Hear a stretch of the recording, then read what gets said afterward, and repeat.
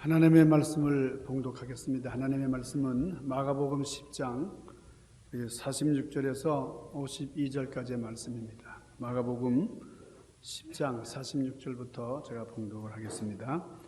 그들이 여리고에 이르렀더니 예수께서 제자들과 허다한 무리와 함께 여리고에서 지나갔을 때에 디메오의 아들인 맹인거지 바디메오가 길가에 앉았다가 나사렛 예수시라는 말을 듣고 소리질러 이르되 다윗의 자손 예수여 나를 불쌍히 여기소서 하거늘 많은 사람이 꾸짖어 잠잠하라 하되 그가 더욱 크게 소리질러 이르되 다윗의 자손이여 나를 불쌍히 여기소서 하는지라.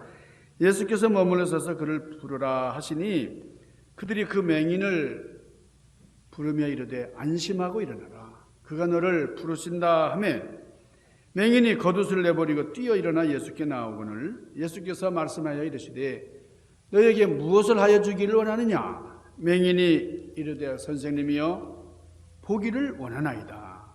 예수께서 이르시되 가라 너의 믿음이 너를 구원하였느니라 하시니 그가 곧 보게 되어 예수를 길에서 따르니라. 아멘. 외동딸을 둔 어느 부모님이 있었는데 이 부모에게 있어서 이 딸은 정말 금지옥엽, 금이야 옥이야 그야말로 보물덩어리였습니다. 딸을 못 낳은 사람들은 이 딸이 어떻게 좀 귀여운지 잘 모른다 그래요. 저같이 불행하게 아들만 있는 사람들은 이 딸의 참 효용성, 이 딸이 얼마나 참 귀한지를 잘 모르죠. 근데 이 딸이 공부를 참 잘해서 참 좋은 대학을 다니는데 이제 부모와 떨어져서 멀리 다른 주에서 이제 대학을 다니게 됐습니다. 그런데 어느 날 이 딸에게서 편지가 왔어요. 그 편지의 내용이 이런 겁니다. 사랑하는 아버지 어머니에게 제가 살고 있는 기숙사에 불이 나가지고 제가 연기를 들여마신 까닭에 병원에 입원을 하게 됐더랬습니다. 근데 병원에 입원했을 때에 남자 보조 간호사와 알게 되고 그 간호사와 사랑에 빠져서 동거 생활을 했습니다. 그러다 보니 아기를 임신하게 됐어요. 그래서 학교를 중퇴하게 됐습니다. 동거하는 남자도 술 문제 때문에 병원에서 해고를 당했습니다. 동거하는 남자와 저는 알라스카로 가겠어요. 좀 너무나 슬픕니다. 힘듭니다. 알라스카로 가서 이제 그냥 조용히 살겠습니다. 그리고 거기서 아기를 낳으면 결혼할게요. 그때 또 연락드릴게요. 사랑하는 딸. 여러분 얼마나 기가 막힙니까? 아니 참 금이야 옥이야 길러가지고 참 좋은 대학 이제 열심히 참 학창 생활을 재미있게 잘 보내는 줄만 알고 있었는데 이 편지를 보고 부모님이 기절할 뻔했어요. 여러분 그렇잖아요. 너무나 충격적인 이런 편지를 받았기 때문에. 그런데 이 딸이 편지 끝에다가 추신 PS 몇 마디 더 적습니다. 그러면서 글을 썼어요. 엄마 아빠 근데 지금까지 제가 말한 거는 사실이 아니에요. 근데 사실은 제가 이번에 화학 시험을 봤는데 거기서 낙제를 했어요. 부모님 너무 실망시켜드려서 죄송한데 이해해 주세요. 이렇게 편지가 온 겁니다. 여러분 앞에 이야기들이 사실이었으면 얼마나 큰 실망이었겠어요. 얼마나 큰 문제였어요. 거기에 비하면 화학 시험에서 낙제했다는 것은 뭐 큰 문제가 아니잖아요. 엄마, 아빠 제 학시험에서 낙제했다고 나무라지 않으실 거죠? 큰 관점에서 봐주세요. 이렇게 끝을 맺었다 그럽니다. 여러분 이 딸이 어떻게 보면 좀 지혜로운 거예요. 그동안에 그렇게 공부를 잘하기만 했는데 이번에 참 부모님을 실망시킬 만한 그 낙제를 했기 때문에 이걸 알려는 드려야 되겠고 그래서 이게 큰 문제를 가상으로 열거하고 나중에 사실을 이제 밝힌 건데요. 부모님이 뭐 야단을 쳤겠어요. 그래서 보상심리라는 말이 있어요. 보상심리. 이 딸이 처음부터 엄마 아빠 제가 낙제했어요. 아유 좀 실망했겠죠. 이랬으면은 저는 부모님 굉장히 분노했을 겁니다. 너무나 실망했을 거예요. 엄청난 일이 벌어진 줄 알고 실망한 그 부모님. 그런데 이거는 뭐 대단한 일이 아니다. 이렇게 묻혀버리게 되는 거예요.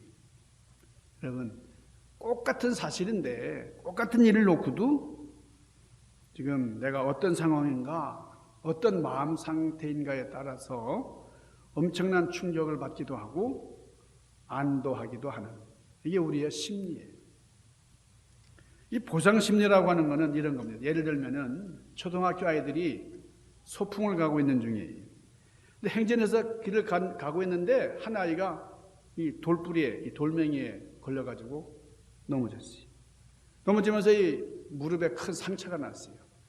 그러니까 아이가 엥 하고 울어야 되는데 울질 않아요. 네, 무릎이 깨졌는데도 말이죠. 벌떡 일어나더니 아무렇지도 않게 콧노래를 부르면서 가더라는 거예요. 왜 그러느냐? 오늘은 소풍날이잖아요. 이제 소풍 가면은 이제 도시락을 이제 까먹고 얼마나 재미있어요. 거기에 재미있는 프로그램들이 있으니까 이거는 아무런 고통이 아니라는 거예요. 그게 누구냐? 그게 저였어요. 제가 초등학교 때 소풍을 가다가 돌불에 채가지고 넘어졌는데 여러분 제주도에는 돌멩이가 참 많아요. 제가 많이 넘어지고 막 깨지고 그러면서 자랐는데요. 근데 그런 아픔 속에서도 이렇게 잘 성장을 해가지고 오늘의 제가 있게 됐는데 참 감사하죠.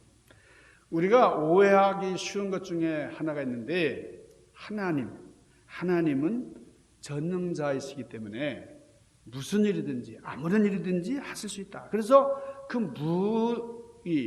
무한한 하나님의 능력을 붙들려고 하는 그런 경우가 있습니다. 근데 우리가 알아야 할 것은 하나님께서는 전능자시지만은 정해진 원리에 의해서 행하신다는 거예요.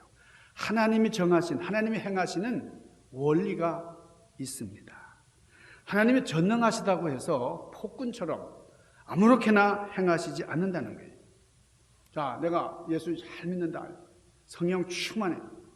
그래서 빌딩 한 15층, 20층에서 떨어졌어. 그래도 나는 안 죽어. 여러분, 믿음이 좋은데요.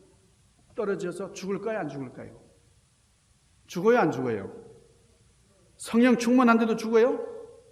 죽습니다. 아무리 믿음이 좋고 성령 충만해도 여러분 15층 옥상에서 떨어지는 그런 바보는 죽는 거예요. 그거는 성령 충만의 문제도 아니고 믿음의 문제가 아니에요. 하나님이 정하신 자연 원리에 의해서 죽는 겁니다. 근데 사실 믿음이 좋은 사람이 그렇게 하나님을 시험하면서 15층 옥상에서 안 떨어지죠. 성령 충만한 사람이 뛰어내리지 않습니다.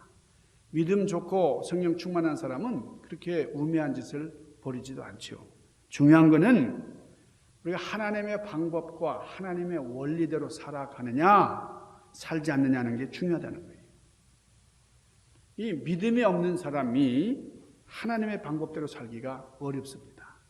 믿음이 있는 사람이 하나님의 방법과 원리를 떠나서 살지도 않습니다. 이 믿음이라는 것은 하나님의 원리대로 살아가는 거예요.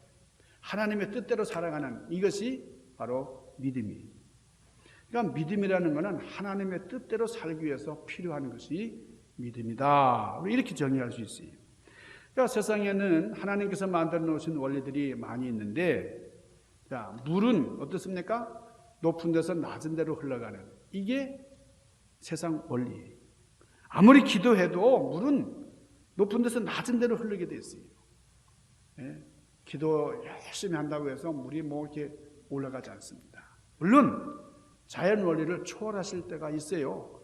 하나님께서 기적을 베푸실 때가 있지만 그러나 제가 말씀드리는 것은 일반적인 세상의 원리예요. 그러니까 모든 것들이 하나님께서 제정해 놓으신 자연의 원리에 의해서 이 세계가 돌아가고 있다 하는 겁니다. 자, 하나님의 모든 원리는 필요 충족의 원리입니다. 필요에 의해서 채워지게 하셨다는 거죠. 그러니까 필요하면은 채워지는 거예요.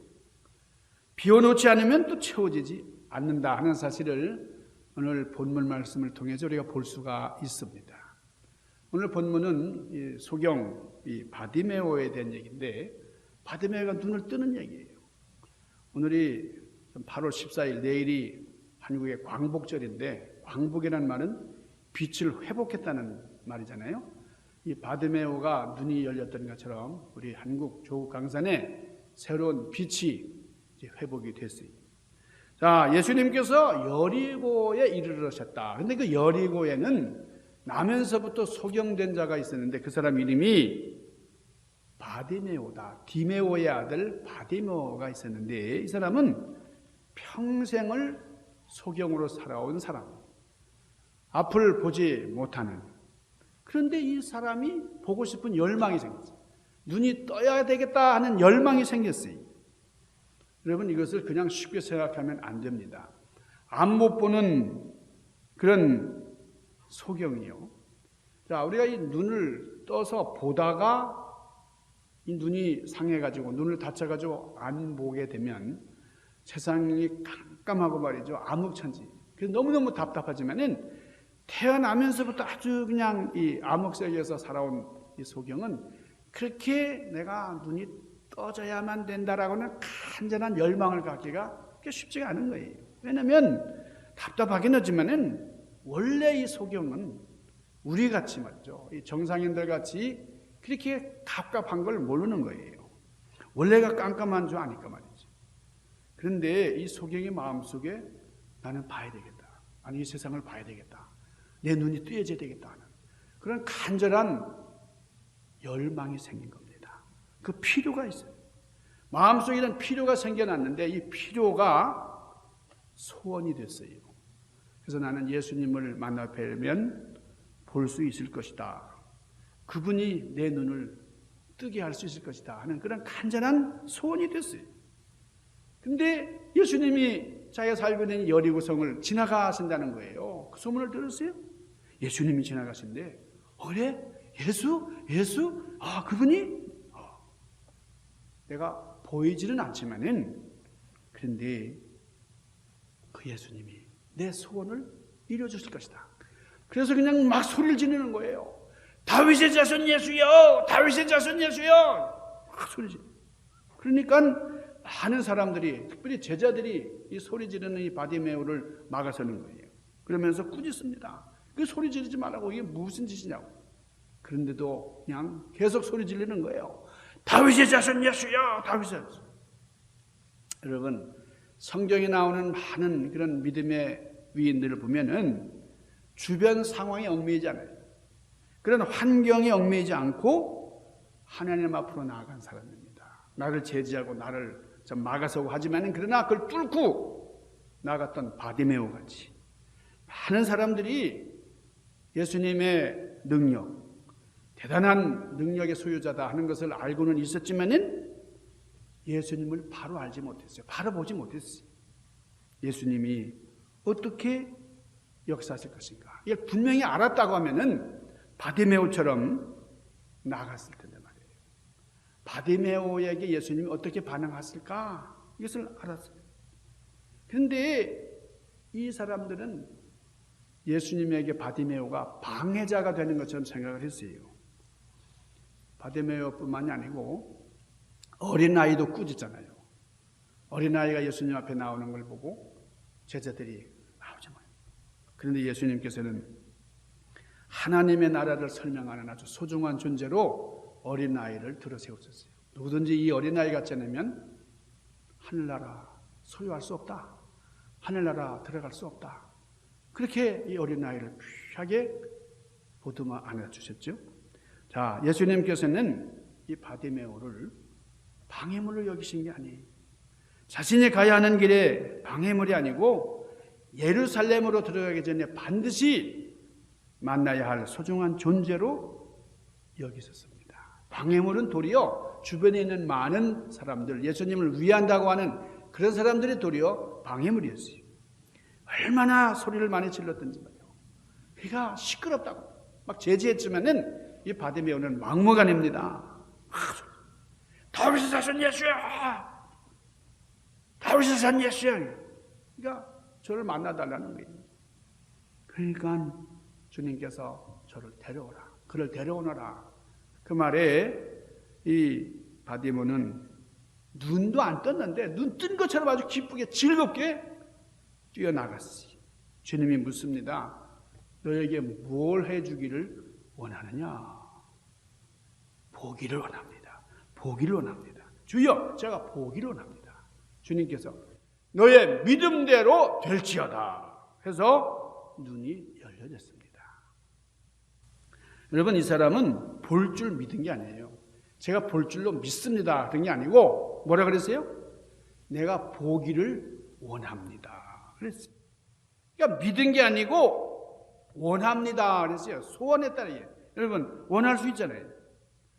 봐야 된다고 하는 필요, 나는 꼭 봐야 되겠다, 눈이 떠져야 되겠다는 이런 필요가 원함, 소원을 맺는 겁니다.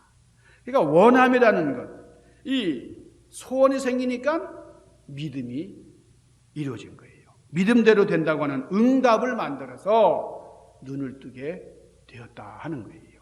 그래서 원함이 믿음이고 필요가 믿음을 만드는 겁니다. 여러분, 믿음이 뭐 나는 대단하다, 나는 믿음이 없어, 왜 믿음에 대해서 그렇게 얘기를 하지만은, 여러분, 믿음은 어느 날 갑자기 확 생기지 않는다 할지라도 우리에게 필요가 있잖아요. 필요, 내가 필요한 것들이 있어요. 필요한 거. 그러니까 필요가 얼마나 중요한 건지 몰라요. 나에게 필요한 게 얼마나 많습니까? 그러니까 필요는 누구에든지 있는 건데, 자, 여러분이 눈이 있다고 하는 것은 뭘 말하는 거예요? 눈이 있다고 하는 것은 눈으로 볼 수 있는 사물이 있는 거예요. 눈으로 볼 수 있는 대상이 있다라는 겁니다. 자, 귀가 있다고 하는 건 뭡니까? 음파가 있는 거예요. 소리가. 그래서 우리가 들을 수 있는 그런 실체가 있는 것이죠. 그러면 혀가 존재하는 것은 우리 맛이라는 게 있기 때문에 그렇습니다. 이런 것처럼 하나님 앞에 예배 드리기를 원하는 사람은 마음속에 영이 있다고 하는 것을 확인하는 거예요. 증거하는 거예요. 필요가 있으면은 그 필요를 이루기 위해서 행하게 됩니다. 그것이 또 이루어진다고 하는 거예요. 자, 이 소경 바디메오는 나는 봐야 된다, 보고 싶다 하는 이런 소원, 이런 필요, 이것이 믿음을 만들어낸 거예요. 여러분, 그 귀신 들린 딸을 둔 가나안 여인, 그냥 그 창피함도 무릅쓰고 예수님이 막 그냥 이렇게 반격지 않으시고 막 그래도 그냥 예수님 따라가면서 예수님 옷자락을 만지면서 우리 딸을 치료해 주옵소서, 우리 딸을 치료해 주옵소서, 간절히 주님 앞에 기도했습니다. 그 믿음이 그 딸을 치유하셨다. 그래서 우리 예수님께서 치유의 역사를 이루어주셨어요. 간절하게 주님을 붙드는 그런 믿음. 자, 하나님께서 왜 천지를 창조하셨습니까? 천지 창조하신 이유가 있어요. 뭡니까? 하나님의 필요에 의해서예요. 하나님이 무슨 필요가 있어서 이 세상을 만드셨느냐? 하나님의 영광을 나타내기 위한 필요가 있었던 겁니다. 그래서 궁창이 하나님의 영광을 선포하는 거예요. 그러면 왜 인간을 하나님이 만드셨느냐? 왜 우리를 만드셨죠? 하나님께서 우리를 만드신 목적이 뭐예요? 필요하니까요. 하나님이 필요하셔서. 그 필요가 뭐냐? 하나님의 영광을 이루시기 위한 겁니다.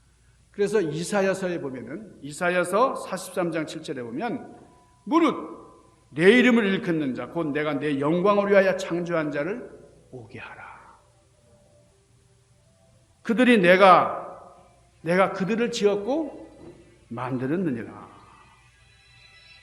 자, 하나님께서 이렇게 창조의 이유를 설명해 주십니다. 그러니까 우리 인간은 하나님의 필요에 의해서 만드셨는데, 그 필요는 뭐냐?